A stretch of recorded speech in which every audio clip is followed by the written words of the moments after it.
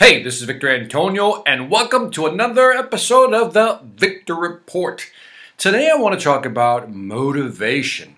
But how do we keep people motivated? Especially if you're a manager, you're bringing on new people. How do you keep them motivated knowing full well that they're going to face adversity? I have the answer. You're going to use something called the inoculation theory. Now, the inoculation theory, much like you get inoculated against something, right? A disease, a flu, whatever it may be. Inoculation theory works this way. The way I like to use it is, what you want to do is inoculate people against adversity. Here's how you do it. Let's say you bring on somebody on your team for the first time, and you know they're going to face adversity. Now, if you don't tell them that adversity is coming their way, when they run across some issues, problems, or some adversity, they're going to react negatively because they did not expect it. It was not anticipated.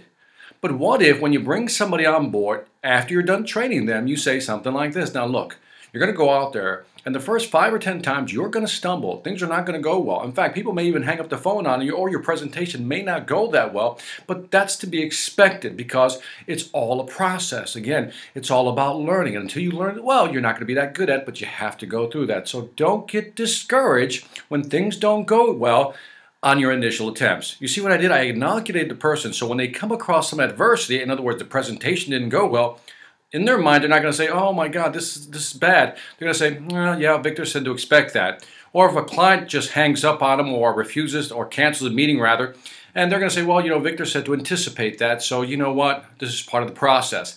In other words, by telling them what to anticipate, I inoculate them against adversity.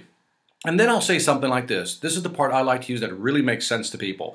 I always tell people when they first start out presenting, especially in sales, I always tell them, I inoculate them by saying it's not going to go well the first few times. You'll be okay, you'll be good, but it won't be perfect. It's all a process, but after a while you'll get it. And then I always give them this example, and you might want to try this example or share this example with people.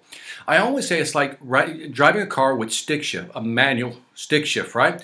When you drive for the first time, it's kind of clunky and jerky, right? And then you're really thinking about it, like, put the clutch in, put it in first gear, turn the car on. And what happens is you jerk the car forward and it turns off, right? You do that a few times, and after a couple of days, you're driving, but now it's more jerky, but at least it's not turning off, right?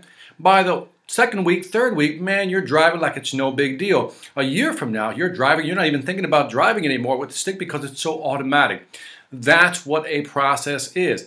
And I always use this example or analogy when I talk to salespeople. It says, look, when you first go out, it's going to feel jerky, just like a car, driving stick shift for the first time. But after a while, it'll get a little clunkier rather, but you'll start getting the hang of it. Within a couple of weeks, man, it's going to get real smooth. And over a year, you're going to be so smooth that it's so good at it that it's going to be automatic.